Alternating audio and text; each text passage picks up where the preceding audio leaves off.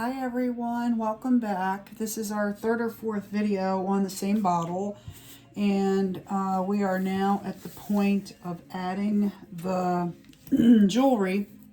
We did part of it in the previous video, but we didn't do the dingle dangles, and they are constructed, so I thought I would do those separately. You can see what we have here. I'm playing with the ribbon right now. But anyway, we have a finely embellished bottle. We did some of the, I showed you guys some of the stippling effect of the modeling paste in a short 30-second video. I did a video on some of the blending around the image. I did a video on the shading. Well, that was with the blending. We did the addition of the gilding waxes on the clay embellishments. And then we did the ribbon, and then we did the jewelry that's on here, which is the cameo and the bead. And then I just added this little bit of antique bronze chain, and we're gonna add the bead findings on it now. So it was just, I didn't want it going longer. It was already a 30-minute video, and I thought that we would just do this separately, which is fine. Some people have asked where I get my bead dangles, and I make them. Makes life kind of easy, right? So I have my little basket of beads, and I need to pick colors. This is obviously a kind of blue teal bottle, and I actually don't have a lot in the way of that color, which is kind of interesting. So looks like I'm going to have to roll with something in between. These will match. So we're going to have to go with, it looks like these guys here.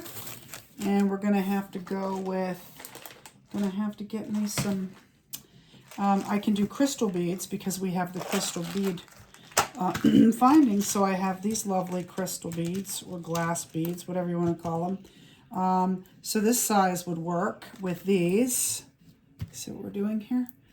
And so I'm kind of mix and matching beads right now to figure out what I like the best. And this works as well. So I think I found what I'm going to do here. I like these little kind of muted green, fit that bottle very well too. And they're all the different sizes, which is great because I do like to stack my beads. I like them to match color-wise. So let's get at it, right? I'm just looking to see if anything else grabs my attention. We have, let me see these teardrop beads. These, I usually always like my first dingle dangle to be a teardrop. These I just got and I love. I'm super, these are okay too. Let's put these back because I already have two of these. I only need two. This is where we waste a lot of time, and I'm not a very good video editor, so I just kind of let them roll, so you got to bear with me here. Anyway, so I do like this color for this bottle. Let's see if I like something else better. Just picking, this is what we do. Do I see, this would work. That's pretty, but do I have two of those? That is the question. Sometimes I use them, and I don't think I do. This would have been absolutely perfect. I don't see another one. I could do two different. I don't like to do them different, though. I like them to match. What's this guy? All right, I found one. Look at that. Yay! All right, let's get at it. So I do prefer on my dangles to have a teardrop. That's what these beads are called. They're called teardrop shape, and they look like raindrops. When we draw raindrops, they, instead of being round, they are, you know, fatter at the bottom, skinnier at the top. So I'm going to take my antique bronze head pin. This is bead wire with a ball head pin on the end, if you can see that. I have two of them to match, and I've selected two of the teardrops, so I'm going to put a teardrop dangle on the bottom. Now I also have this cup of beads that has I have more on the way. I love these antique bronze findings that are in there, but I'm running out of the little ones because I use them for everything. And let's see this guy here. I like him. All right, and I usually pop one, at least one, like that, just to give it a bit of a, they're spacer beads, they're metal spacer beads. These are antique bronze, and before I put on the next bead, and my choices are, if I want to keep the beads a little bit smaller, that looks nice. I really like that. That goes with that bottle super well. So now I've picked. So now, do I want to do, I could do one more. I don't want my, yeah, I don't want my, what am I trying to say? I like my beads to go up in order, meaning large to small rather than all different sizes. So in doing this, this is exactly what I'm going to do. As soon as I find the bag these green ones came out of that I could put them back, which is right here, I'm going to show you. So, and this is where, let's waste some time doing that. Okay, I need another one of these antique. I got to find one that's going to fit. This one works. I don't care if they match or not. I'm not particular about the bronze bead spacers matching. It's just because it gives it a little bit. As long as the beads match, it's okay if they don't. So I have, now I have these two. Can you see them? Kind of cool. And I'm going to put, that one's too fat though. It's got too big a hole. It doesn't sit on there well. Let me see if I can find another one that sits better. A little bit. Okay, so we're done with those, I think. Now, I have these two bead dangles. We're not going to use the crystal ones. We've decided not to. Now, the last decision I have to make is whether to use these faceted beads or these faceted beads. And I love these. I mean, these are brand new. Spend a fortune, right? Okay. This color matches nicely. Yep, let's see. Are they teardrop? Oh no, they're teardrop. Okay, so they're teardrop beads, which is great, but that changes the dynamic a little bit. I want the diamond shape faceted. They're really pretty though. Okay, so now we're going into our last bag. We're almost there. We're almost there, and I need to find a bead color that matches. This is perfect if it works. It's like the teal color. Let's see if I can find another one of those. I gotta dump everything. Here it is. All right, perfect. Now we've got a perfect dangle. Can you see that? Perfect little bead dangle. It's just on my bead wire. They match. I think they match the bottle well, but I'm not a big fan. Let's see a clear one since we have clear. This I think might be the way to go. There we go. That's the ticket.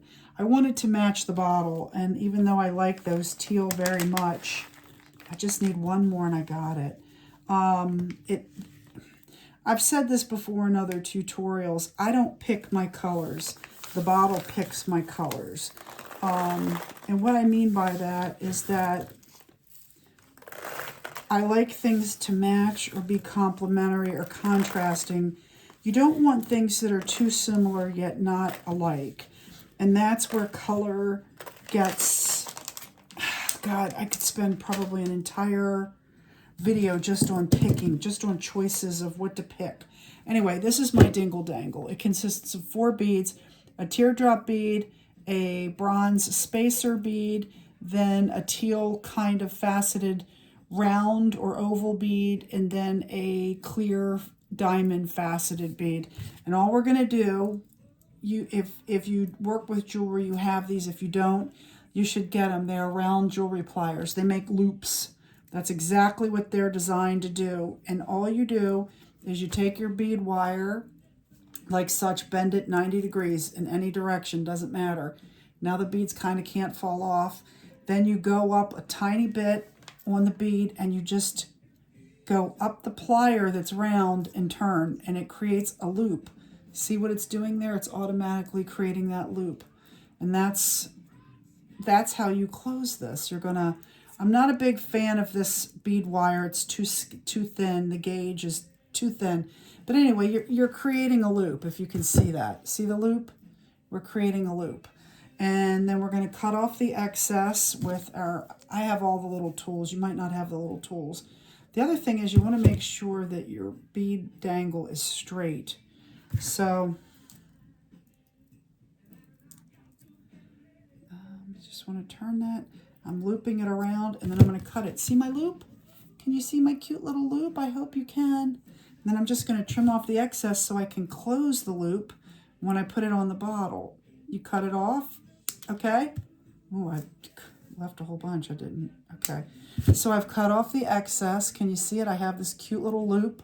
Now I'm trying to get it on the white paper. Wait, there it is. See it? And then you just put it on the bottom of the chain. I had wrapped this chain before. I did it on the last video. All this chain is wrapped around once. I can close it with a jump ring. I can show you what that is. But anyway, for right now, all I'm doing is I'm just casually wrapping this around so that you can see it, and I'm putting a dangle on the end to finish it. It's now look, I've hooked it on that bead chain on the open. It's one open. I've hooked it, and then I'm going to close it with my pliers. These things can be a little tricky to work with because they move around. But anyway, and then I close the loop. That's all I do. I just close it tight to make sure there's no opening where that dangle can get off. And there's your bead dangle. Then you have one of your bead dangles. You can straighten it out a little bit. It is wire. It does bend and move. Some wire is thinner than others. This wire bends a lot because it's just not a fan. I also am the type of person, I don't like my beads symmetrical. I don't want them hanging at the same length. I want them offset. So I'll move my chain around accordingly. There's number 2 bead dangle. See it? And again, I take my pliers at the end. I'm pushing against that bead so it's tight. I just pushed it all the way. I'm bending it 90 degrees. Boom. Now it's just bent like completely, you know, a 90-degree angle.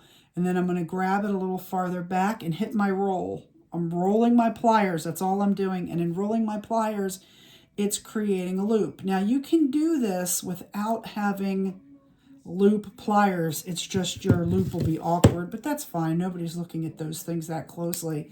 Then I cut it off. See? See my little loopy doopy? See that right there? And then it's a little bent. You got to straighten it out. I mean, mess with it a little bit. But anyway, there's my loop, and I just grab the other end of that chain, just as so. I pull it tight so that I'm able to close it. See how I'm pulling it? I grab the open end of the loop, and I'm just going to close it. Circuit, just whoop. So, of course I did that. I did that wrong. I bent it the wrong way, which is fine. It's because I'm trying to show you guys how to do it. I can't do anything straight like I normally do. When I just sit here and do my stuff, it works really well. When I'm teaching, it's a little wonky because obviously I'm not sitting at angles I normally sit at, or my hands aren't at the angles. My hands are full of paint because I did, oh, this is so awkward sometimes. You catch it just like a fish hook. It's moving around. There we go. Pull it, taut. And then take those and twist it. And then there it is. I've closed that loop. And now I have my bead dangles. Now I can do a couple things. This thing is currently moving. See? All it is wrapped around there. It's currently moving. You can leave it like that. You can wrap, you could do this here and wrap it again. And you could also, like if you like it on the side, like sometimes I like to put it on the side over here like this. And how I do that, again, I don't like them hanging at the same height. I think I like that. So I'm going to show you how to do it. So how I do that, get the beads out the way. So I'm going to go back one more time and say what I just said again, okay, so that you understand what I'm saying. I'm going to take, this is what they call jump rings. Jump rings are what is used in jewelry making, and all they are little individual rings. They come in different sizes for different purposes. A jump ring joins two pieces of something. It can join, you know, earrings, it can join, but anyway, a jump ring comes kind of closed. The two ends sort of touch, but you can tell they're kind of open, and that's so that you can open them. And when you open a jump ring, you do not pull it apart. You do not pull it like this. You twist it like this. So when you twist it, it opens just enough. You don't have to twist it all the way. Now I have an open jump ring, okay? So again, if you pull it, it will no longer be round. You're gonna take the round shape away from it. By twisting it, it'll stay round, and that's what you want. You don't wanna make an awkward shape out of your ring. So then you take your jump ring, and you can join any two chains with a jump ring, which is really great. You just find the piece of chain that you want, and I want to, let's say I want to make sure these are at a good different length. I'm just adjusting where they're going to hit. I don't want them, maybe I'll do it like this. I want them at different places on the bottle is what I'm looking for. And so I'm just going to grab a hold of one of these chains. Okay, got one. And then I'm going to grab the other one. I'm grabbing the other side is basically all I'm doing.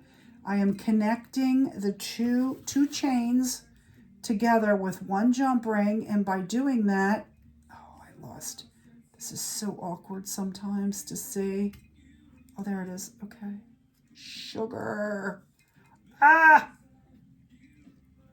This is the hardest part of bottle making, in my opinion, because my hands, you can't really see what I'm doing.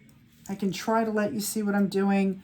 I just joined two separate ends of that chain with one jump ring. Can you see that? Here was one end of the chain. Here was the other end of the chain. And in the middle is that jump ring. It just connected them so they don't go anywhere. That's all. It just keeps them in place. That is all it does. So I can now play with this and manipulate this like this.